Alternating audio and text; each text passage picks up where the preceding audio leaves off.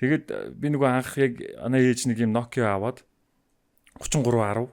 Тэгээд тэрнээс өмнөх байж байгаа 3310 авсан чинь бүр юм жижигхэн болоод ямар гоё юм бэ гэ. Тэгээд би ч нэг ахлах анги ээжээс угуугаад ээж та надад нэг утсаа ганц хоног бариулаач гэж гуйсан чинь за тэг чи тэгтээ наадаа гээж болохгүй штэ.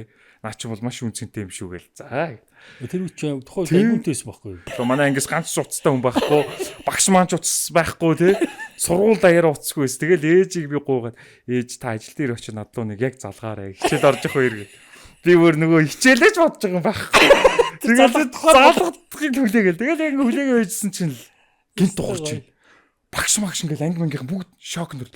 Шүү дуурч байгаа гээл. 3310-ын дуурчин бүр ингээл. Тэгсэн чи би босч ирэл. Багшаа уцаар ирч ороод ирэх. Вүү! Тэрээс амар гоё мэдрэмж байсан.